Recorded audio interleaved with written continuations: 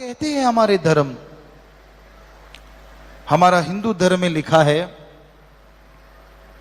हम सब ब्रह्मा जी की औलाद हैं। ब्रह्मा जी के पुत्र पुत्री या पैदा किए नर मादा से सारी सृष्टि बनी है। पुरुष का नाम था संभय मनु, औरत सतरूपा। इसलिए हमारी जात मनुष्यता है। संभय मनु, सतरूपा की औलाद, मनुष्यता। अब सुनिए दूसरे धर्म क्या कहते हैं, क्योंकि ये पुरातन धर्म हिंदू है। इस्लाम धर्म कहता है हम आदम और हव्वा की औलाद हैं, इसलिए हमारी जात आदमियत है। सिख धर्म कहता है मानस की जात सब एक को पहचान वो। हमारी जात मानस है, इसलिए सबको एक समझो, कोई छोटा बड़ा ऊंचा नीचा नहीं है। और ईसाई धर्म कहता था God is one, humanity our caste. God एक है, इंसानियत हमारी जात है। बताइए कहां फर्क है? सिर्फ भाषा अलग अलग है, धर्मों में लिखा गलत नहीं। हम सब एक हैं और हमारा मालिक एक है।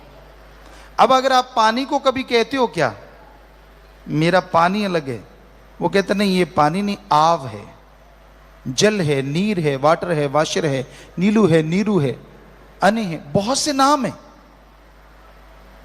क्या पानी के नाम के लिए झगड़ा करते हो कि मेरे पानी को आब क्यों कहा, जल क्यों कहा, वाटर क्यों कहा, वाशर क्यों कहा?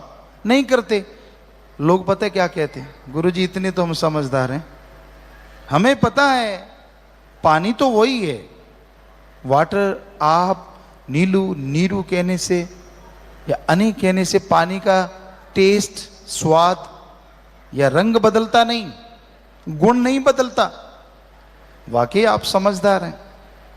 अरे छोटे से पानी का नाम बदलने से अगर पानी नहीं बदलता तो उस मालिक का नाम बदलने से मालिक कैसे बदल जाएगा? जरा बताइए। उसी को राम, उसी को अल्लाह, उसी को वाहिगुरु, उसी को गॉड।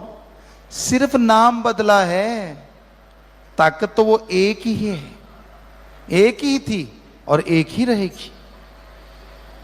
तो ये हकीकत है, ये वास्तविकता है। हम सब एक हैं और हमारा मालिक एक है। बात आती है आज के दौर की। ये तो आपको धर्मों की बात सुनाई। आज कैसा समय है, कैसा दौर चल रहा है। लोग सेल्फिश हो गए हैं,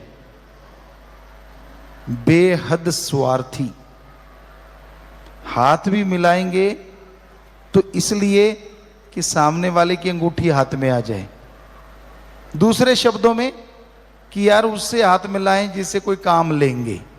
आप एक और उदाहरण आपको देते हैं। बहुत बड़े राजा हैं, बिजनेसमैन हैं, बहुत बड़े व्यापारी हैं, बहुत बड़े ऑफिसर हैं।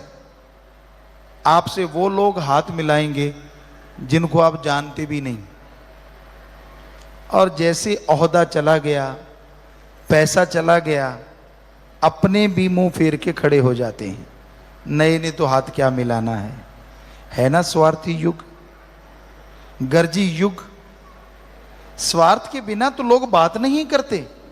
रिश्ते नाते सब स्वार्थों पे टिक गए हैं। स्वार्थ है तो ठीक है, नहीं तो नहीं। कौन मां, कौन बाप, कौन बहन, कौन भाई। किसी जमाने में हमने, कुछ सालों की बात करें तो राजस्थान के एरिया में हमने देखा, भाई के लिए भाई तड़पता है। एक भाई बीमार है, दूसरा भाई मंदिर, मस्जिद, गिरजाघर, गुरुद्वारा में जाता है, प्रार्थना करता है, हे भगवान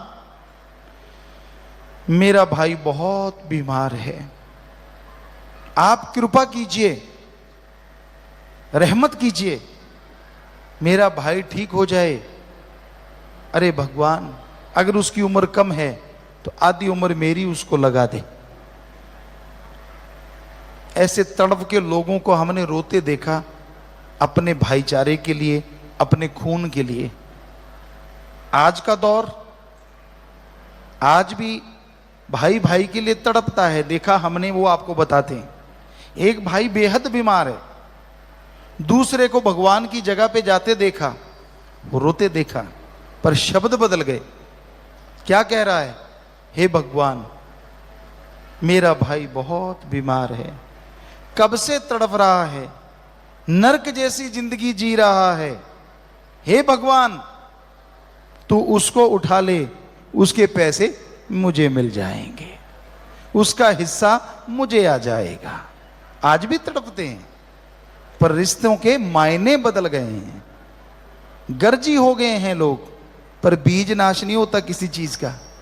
आज भी बेगर्ज लोग हैं, पर कितने? आप अपने इर्द गिर्द निगाह मारें। कौन है जो दूसरों के दर्द को अपना दर्द समझता है? कौन है जो किसी को तड़पता देख के खुद तड़प जाता है? अगर कोई ऐसा आपको मिले तो वो बेगर्ज भगवान का कोई प्यारा इंसान हो सकता है, वरना आज किसको फुर्सत है अपने अलावा किसी को देखने की?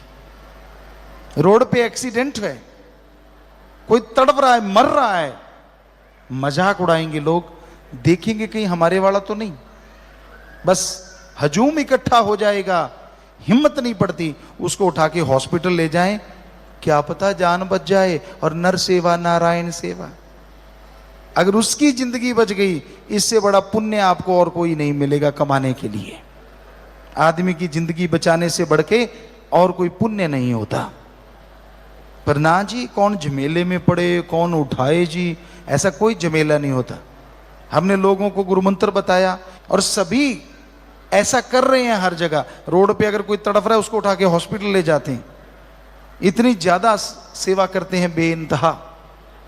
तो ऐसा करना चाहिए, यही इंसानियत है, वरना शायद शैतानियत है। क्योंकि हैवान, जानवर भी ऐसा नहीं करते। जानवरों का झुंड है, किसी के चोट लग जाए, हमने नील गाय के झुंड देखे, हिरण के झुंड देखे, राजस्थान में आम है। अगर उनके चोट लग जाए तो उनका दूसरा साथी जीभ से आके लीपापोती करता है। यहां चोट लगी, चाट रहा है, बाकी सब घेर के खड़े हो जाते हैं। यानी ये, इसको तो हम कहते हैं जानवर। अब आदमी, एक कोई तड़प रहा है उस जैसा, रोड पे लहू लुहान है, देखता है एक्सीलेटर दबा देता है। बताइए जानवर कौन है? आप ही बताइए। सोचिए, आत्मा से झिझकोरिए अपने आप को। हम क्या बन गए हैं? अरे रोबोट बन के रह गए, मशीन बन के रह गए। इंसानियत तो अंदर से खत्म होती जा रही है। भगवान को भी चूना लगा रहे हैं, ठगी मारते हैं, बेईमानी करते हैं, भ्रष्टाचार करते हैं। कुछ हिस्सा भगवान के लिए निकाल के रख लेते हैं। भगवान, मैंने लाख की ठगी मारी, 151 तेरे। वाह, कितना चूना लगा रहे हैं ना। भगवान कितना भोला है बेचारा। अरे वो 151 भी पूरे नहीं देने, 2 डिब्बे मिठाई के लिए भगवान के सामने रखे, वो 54 वाला पीस भगवान का, बाकी दोनों डिब्बे खुद के। वाह, क्या क्या कमाल करते हैं आप, कितने उस्ताद हो गए हैं आप। भगवान को भी बुद्धू बनाने पे तुले हुए हैं। अरे जिस भगवान ने तुझे बनाया, कितना अजूबा है। कैसा है अजूबा? हम उदाहरण दिया करते हैं। आपने, हमने जो कपड़े पहने हैं, कितनी जगह सिलाई की है, यहां यहां यहां, हर जगह। और कितना टाइम लगा इस कपड़े बनने में। जमींदार बीज डालता है, पहले धरती संवारता है, फिर बीज डालता है, फिर पानी देता है, फिर पौधे बनते हैं, फिर रुई आती है, फिर बीज निकालते हैं, फिर धागा बनता है, फिर धागा फैक्ट्रियों में जाता है, फिर डिजाइन होता है, फिर कपड़ा बनता है। बड़े लोग लेते हैं, बड़े बड़े कॉन्ट्रैक्टर उनके होते हैं, फिर बड़ी दुकानों पे आता है, फिर कोई छोटी दुकानों, वहाँ से हम कपड़ा लेते हैं, अपना नाप देते हैं, टेलर मास्टर से बनवाते हैं, फिर पहनते हैं तो पहना जाता है छोटा सा कपड़ा। और हमारी बॉडी देखो, भगवान ने चमड़ा चढ़ाया है, एक भी टंका नहीं लगाया है ना अजूबा? देखिए आप, चाहे लोग कहते हैं चमत्कार चाहिए, अरे आप एक कपड़ा नहीं वैसे पहन सकते, उसने चमड़ी चढ़ा दी, क्या ये चमत्कार नहीं? आप पेड़ पौधों के पास से जाइए, हर एक की खुशबू अलग, डिजाइन अलग, लकड़ी अलग, हर चीज अलग। क्या ये आदमी ने डिजाइन किया है? जो कहते भगवान नहीं है, तो किसने किया ये डिजाइन? पूछिए, कुदरत ने कैसे कर दिया? कुदरत क्या है? भगवान ही तो कुदरत है।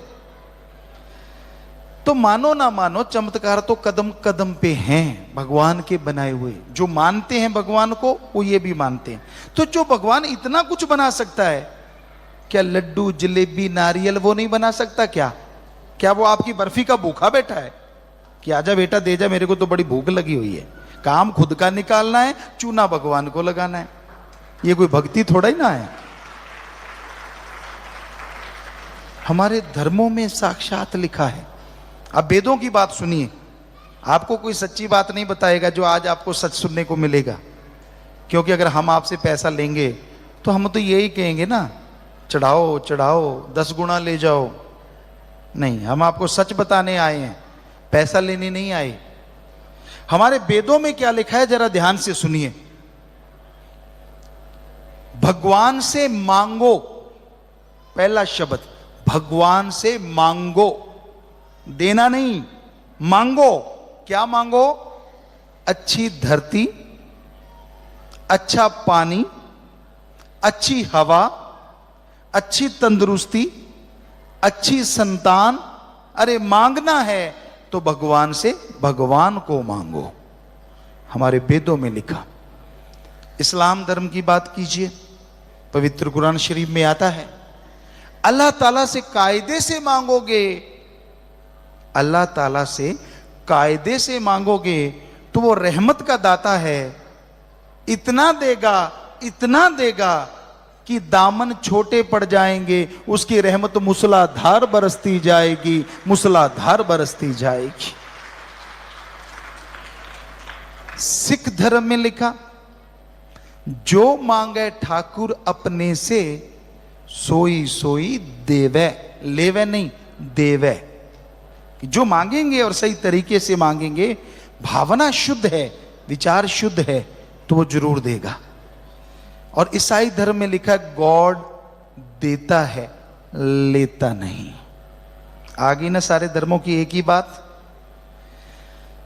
अब ये अलग बात है, सुनाने वाले अलग अलग तरीके से सुनाते हैं। यही बात हमने हरिद्वार में की, सत्संग था, बहुत लोग आए, रात को बड़े बड़े धर्म के ज्ञाता आए। कहते गुरुजी आप कहते हो भगवान लेता नहीं, मां रोटी बनाती है। ध्यान से सुनिएगा, हो सकता है आपके अंदर भी कहीं सवाल उमड़ रहा हो। मां रोटी बनाती है, रोटी मां ने बनाई, लेकिन उसी रोटी को तोड़ के अगर बच्चा मां के मुंह में कौर दे देता है तो मां बहुत खुश होती है। तो उसी तरह भगवान का तो सब कुछ है, लेकिन हम अगर थोड़ा सा भगवान को दे दें तो भगवान खुश होते हैं। ये उन्होंने कहा, हमसे सवाल किया ये, तो आप रोकते क्यों हो कि भगवान को कुछ नहीं देना चाहिए? हमने कहा मां ने रोटी बनाई, बच्चे ने तोड़ के खिलाई, मां ने खाई। अरे जो पैसा भगवान को देते हो, भगवान उठा के जेब में डाल लेना, हम सारा कुछ ही लुटा देंगे। आप एक रोटी की बात करते हो, जो कुछ हमारे पास सब भगवान को दे देंगे। भगवान तो खाता ही नहीं, आप भगवान के आगे रखते हो, हम सब लोग उसके आगे रखते हैं और हमारे जैसे उठा के हिसाब करके अलग से खा जाते हैं। हो तो ये रहा है, उधर तो मां ने खाया, इधर तो भगवान ने कुछ नहीं खाया, सिर्फ हमने दिखाया और दूसरे ने उठाया। एक कहता है मैं तो भगवान को दे रहा हूं, दूसरा कहता है मैं तो भगवान से ले रहा हूं। बताओ, चक्कर पड़ गया ना।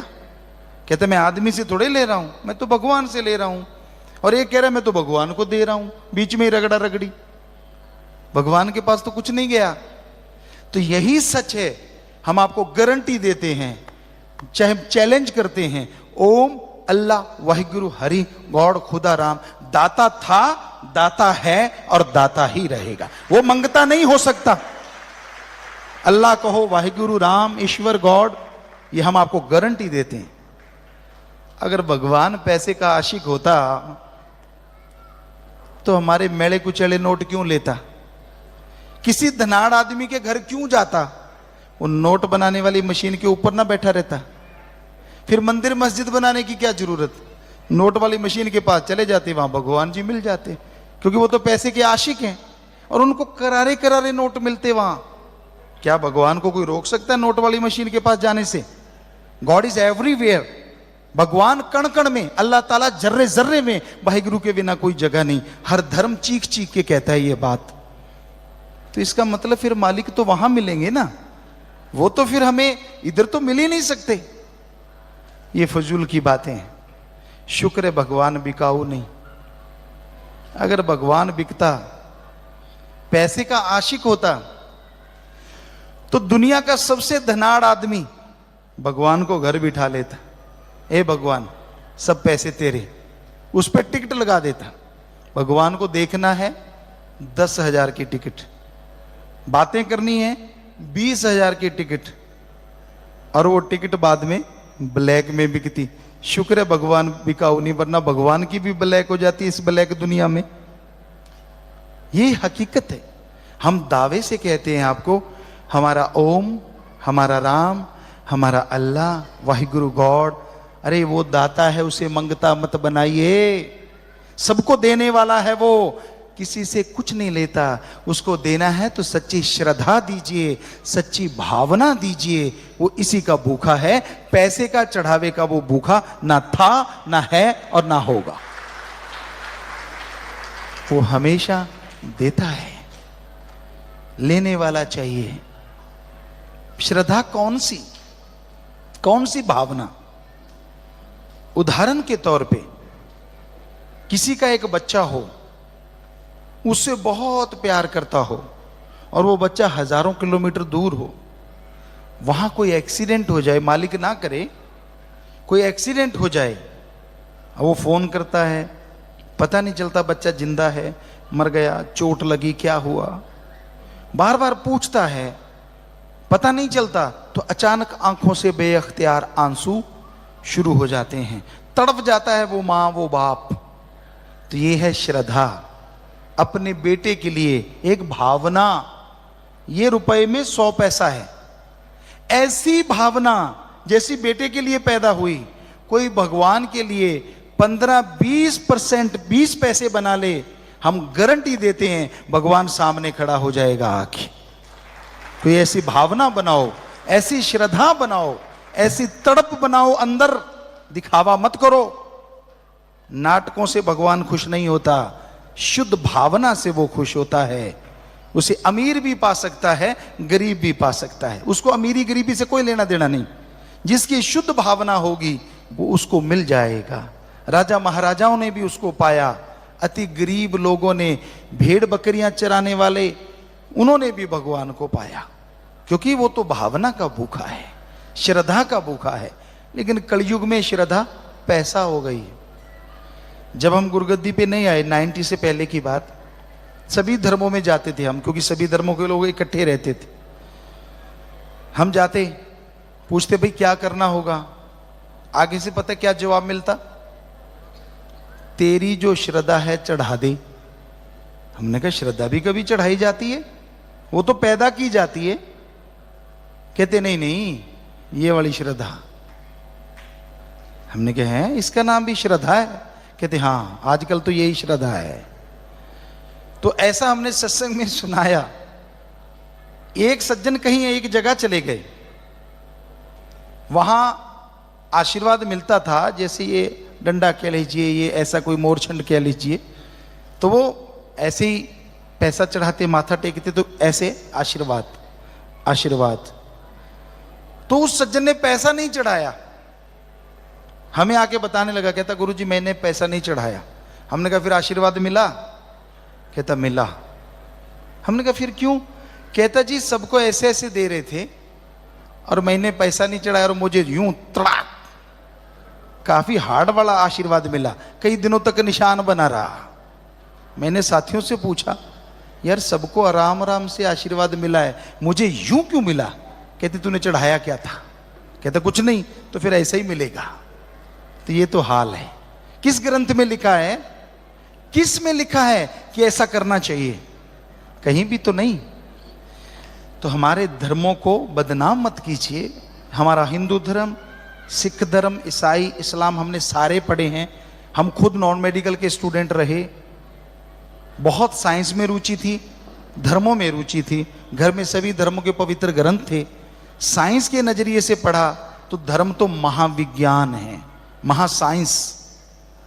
इसे बदनाम मत करो, हमारा धर्म को बौना मत बनाओ, बहुत बड़ा है। हमारा भगवान मंगता नहीं, दाता है। सारी दुनिया को बताओ कि हमारा भगवान दाता है। हम क्या बता रहे हैं? किसी अमीर को देखा, कोई बाहर से आया, चढ़ा दे यार, धर्म के नाम चढ़ा दे यार। वो क्या लेके जाएगा? इनका भगवान खाता है, पैसा लेता है। जबकि ग्रंथों में, वेद शास्त्रों में किधर भी नहीं लिखा भगवान लेता है। वहां तो लिखा है वो देता है और देता ही चला जाता है। आदमी की झोलियां छोटी पड़ जाती हैं। तो आज के दौर में नशा है। भगवान के नाम के बिना नशे को, यानी माइंड फ्रेश करना बड़ा मुश्किल है। ड्रग लेता है आदमी, चरस, हीरोइन, स्मैक, भांग, धतूरा, अफीम, आजकल तो और भी बहुत से नशे। यूथ जो है, नौजवान, हमने देखा ब्रेड में बूट पॉलिश लगा के खाते हैं। एसआर जो चिपकाने के काम आता है बिल्डिंगों में, घरों में, लोग आप जानते होंगे, तो उसको सूंघते हैं, छिपकली को मार के सुखा के उसका पाउडर बना के खाते हैं नशा लेने के लिए। कई जगहों पे सांप का जहर इस्तेमाल तक करते हैं। इतना डेंजर से, इतना भयानक। हमें एक सज्जन ने, बहुत हायर ऑफिसर ने बताया, गुरुजी बड़े बड़े महानगरों में पार्टियां चलती हैं, उनका नाम उन्होंने भूल गए थे वो, तो जिसमें सांप का पॉइजन होता है और उसको एक अलग तरीके से मेल्ट करके नशा लिया जाता है। वो हायर लोगों की पार्टी में होता है। तो ये भी चल पड़ा है हमारे समाज में, और उससे बर्बादी, लीवर डैमेज हो जाता है, आंतड़ियों का बुरा हाल, माइंड का बुरा हाल। क्योंकि धर्मों में लिखा है राक्षसी खाना पीना आदमी को राक्षस बना देता है। जब समुद्र मंथन हुआ, अच्छी अच्छी चीजें, अमृत, कामधेनु, बहुत कुछ निकला, लेकिन जब नशा निकला ना, राक्षसों ने खाया पिया। शिवजी महादेव ने तो सिर्फ जहर पिया सारे समाज को बचाने के लिए, भांग नहीं पी, जहर, जहर पिया, इसलिए नीलकंठ कहलाए। तो साफ लिखा है, हे हिंदू धर्म के लोगों, शराब, नशा मत करना, वरना आपकी बॉडी, आपका शरीर राक्षस प्रवृत्ति का हो जाएगा और आपका घर भी राक्षस प्रवृत्ति, लड़ाई झगड़े, कलह, क्लेश, प्यार, मोहब्बत सब चला जाएगा। तो ये धर्म की बात को क्या कोई मानता है? आपका महानगर है, क्या शराब के ठेके नहीं है? पोस्ट के, क्या वहां लाइन लगा के हिंदू भाई खड़े नहीं होते? जब हिंदू धर्म में लिखा कि मत खाना पीना, ये तो राक्षस प्रवृत्ति का है। इस्लाम धर्म में भी लिखा है शर प्लस आब, शर माने शैतान, आब माने पानी। अल्लाह की इबादत करने वालों, शराब शैतान का पानी, नशा खाना है, खाओ पियोगे तो शैतानियत के कर्म करोगे, शैतानियत की जिंदगी जियोगे। आगे ना सेम बात, सिर्फ लैंग्वेज चेंज है, भाषा बदल गई। सिख धर्म में भी लिखा है पोस्त भंग अफीम मद, नशा उतर जाए प्रभात, नाम कुमारी नानका चढ़ी रहे दिन रात। पोस्त, भांग, अफीम, शराब, सुबह का शाम, शाम का सुबह उतर जाता है। अरे नशा करना है तो राम नाम का करो, एक बार चढ़ गया चेहरे पे नूर होगा, अंदर सरूर होगा, और दोनों जहान में नहीं उतरेगा, बार बार पीने की जरूरत नहीं पड़ेगी। ईसाई धर्म में लिखा है वो नशा कभी ना करो जो गॉड से दूर करे, गॉड्स प्रेयर का नशा करो जो गॉड के करीब करे। तो हमारी भाषा बदल गई, पहनावा अलग, खान पान अलग, भाषा अलग, और भगवान ने किसी को कुछ अलग नहीं दिया। तो भाई यही सच्चाई है, यही वास्तविकता है कि आज का दौर नशे का दौर, यूथ नशे में डूब रहा है, बुरा हाल होता जा रहा है, बीमारियां घेर रही हैं। पर ये नशा, ये ड्रग्स जितना भी है, इसको आप लेना चाहें तो बर्बादी है। एक बार आदत पड़ जाए तो छोड़ना बेइंतहा मुश्किल है। पर हैबिट चेंज हो सकती है कब? जब आपके अंदर विल पावर है। Will power upside, then drug automatically go away. नशा चला जाएगा, सब छूट जाएगा। पर वो आत्मबल कैसे बढ़ेगा? क्योंकि एलोपैथी, होम्योपैथी, आयुर्वेदा, नेचुरोपैथी, किसी के पास ऐसा टॉनिक नहीं है जिसको लेने से आत्मबल बढ़ता है। ऐसा टॉनिक हम सबके अंदर है, हर किसी के अंदर।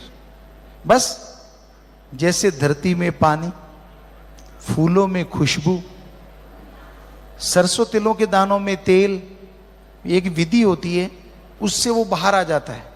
उसी तरह आत्मबल हम सबके अंदर है। विल पावर हम सबके इनसाइड है, सबके अंदर है।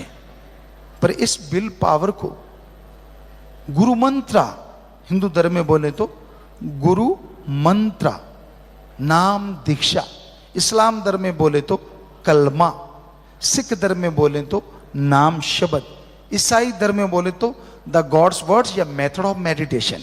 Do the method of meditation continue, then आप उस गॉड को, भगवान को देख सकते हैं।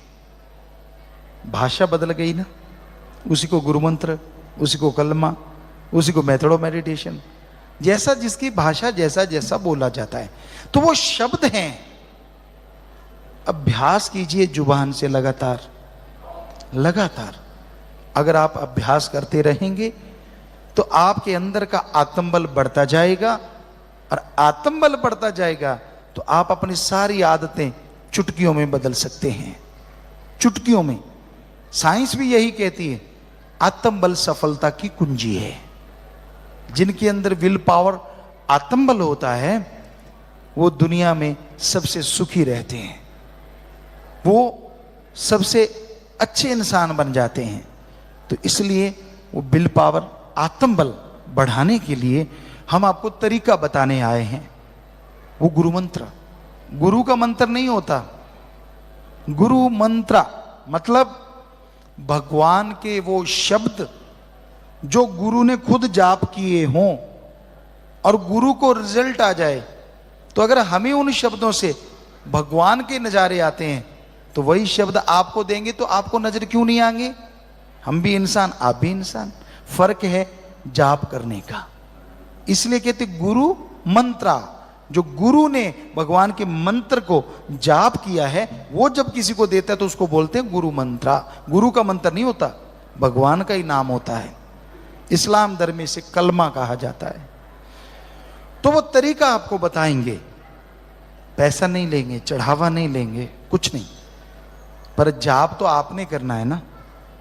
आपके सामने मक्खन रख देते हैं, बादाम, घी, ताकत की चीजें, दूध, सब कुछ, पर आप माथा टेकते रहो, खाओ ना। स्वाद आएगा क्या? क्या शरीर में ताकत आएगी, पावर आएगी क्या? नहीं आती। खाओगे, स्वाद भी आ जाएगा और पावर भी आ जाएगी। वैसे भगवान का नाम है, वैसे अल्लाह, गॉड, खुदा, रब का नाम है। अगर जाप करोगे तो फल 100% मिलेगा, अगर नहीं करोगे तो कुछ ना कुछ तो फल मिलेगा। क्योंकि भगवान का नाम सुनने में भी बहुत बड़ी बात होती है, वो आप सुन रहे हैं। पर अगर खा पी लो, खुद जाप करते रहो, फिर तो कहना ही क्या है। आत्मबल बढ़ेगा, सोचने की शक्ति। आज आदमी ने 10-15% दिमाग का इस्तेमाल किया है और सुपर कंप्यूटर तक बना डाला, उससे भी आगे निकल गया। और जब इसका डबल हम काम में ले लें तो नेचुरली पता नहीं आदमी कितना अच्छा हो जाए, अच्छाई में, नेकी में तरक्की कर जाए।